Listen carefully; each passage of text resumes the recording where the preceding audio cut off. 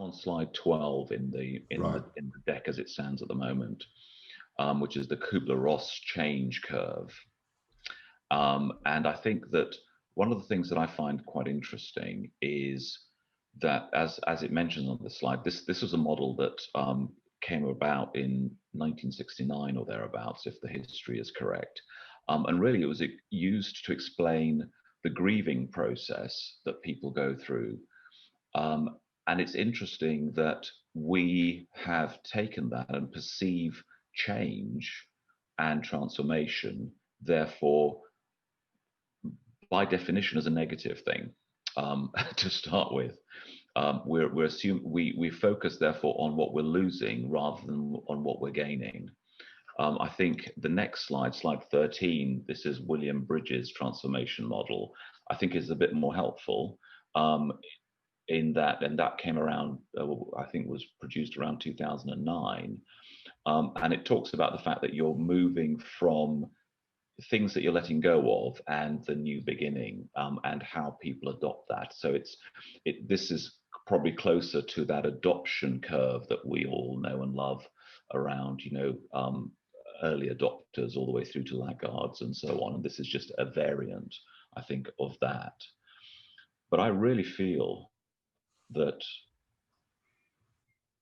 when it comes to change, my sort of summary statement is we hate change, but we love novelty.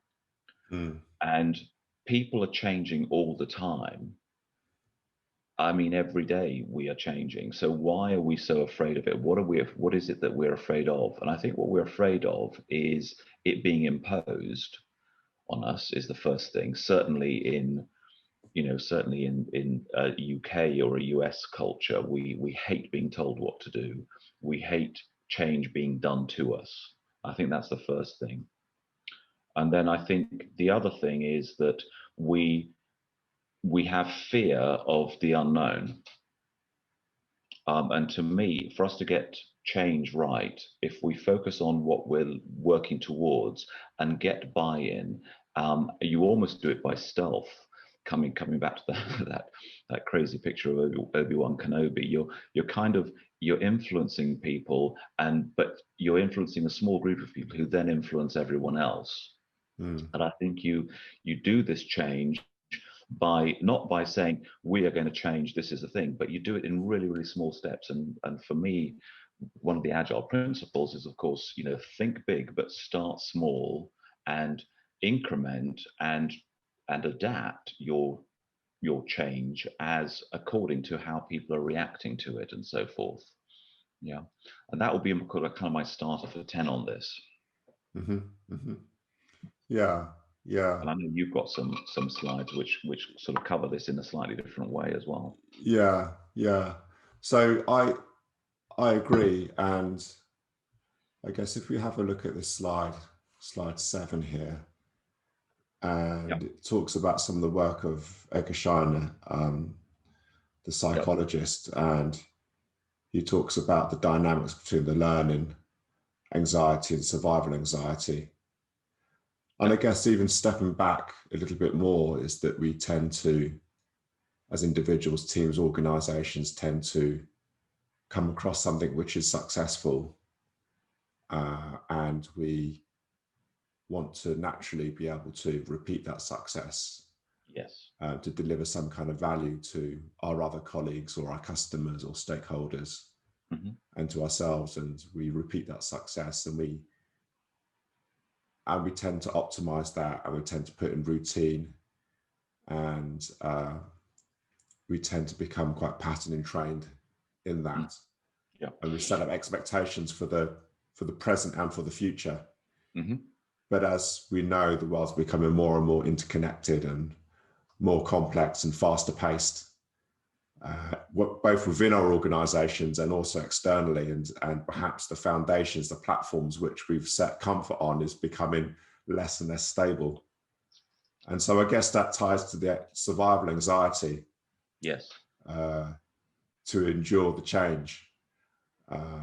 And I think a lot of leaders in many organizations may be tempted to describe the burning platform, and that we must change. Otherwise we're going to blink out of existence. Yeah. But what Edgar Schein said is that we actually got to be able to reduce the learning anxiety, create a safe environment where people can actually show vulnerability, saying, actually, I used to be the expert in this, but there's something new now that we seem to need to be curious about and make use of. And how can I have a safe space where I can show vulnerability and say, like, raise my hand and say, actually, I don't know this, someone please can I learn with you, or can I be coached? And the more we can reduce that learning anxiety, the more people can be encouraged or invited to be able to consider something new and be kind of adaptive, or if you want, we can use the A word of agile.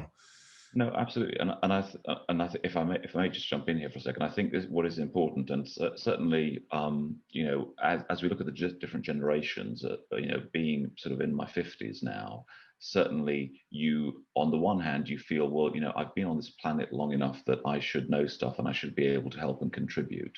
On the other hand, you sort of see that, you know, how the younger generations adapt so much quicker to the emerging technologies and so on, and it's very easy to sort of feel like you can't ever catch up.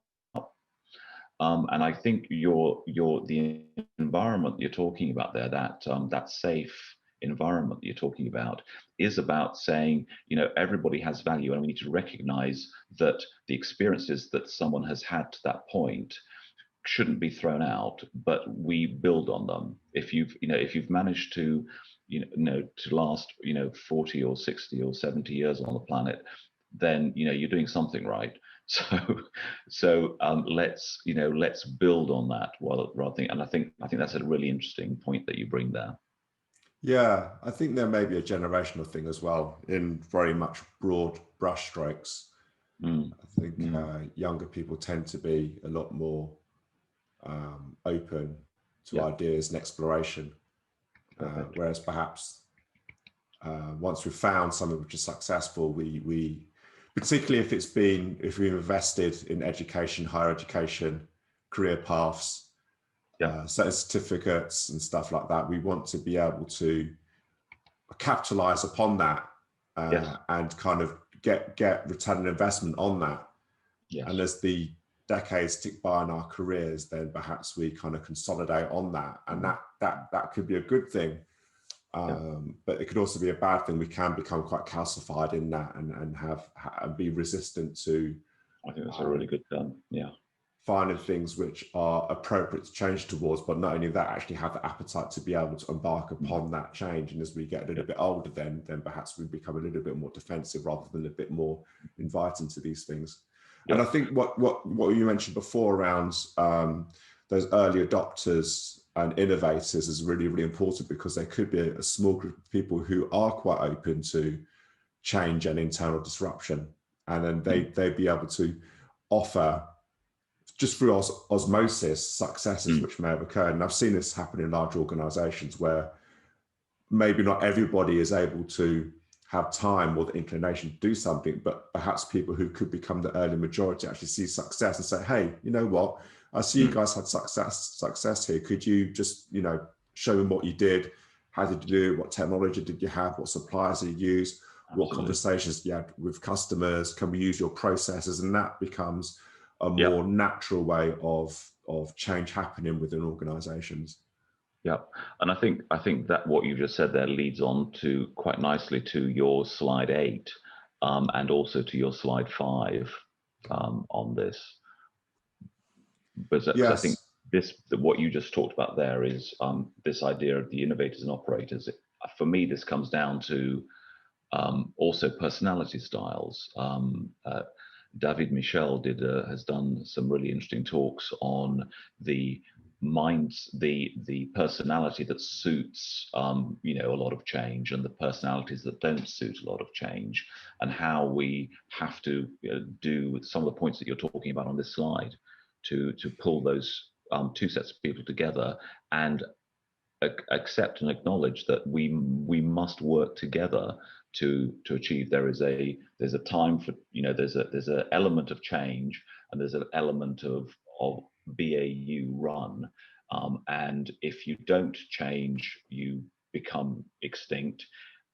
But also, if you don't manage the admin and the run, you become extinct, and you need both. And I think I like a yin yang almost visual here to describe this. Yeah, yeah, and yin yang is actually quite an interesting reference there, because yin and yang, look at the black side and the white side, is that tends to talk about order and disorder, or order and chaos.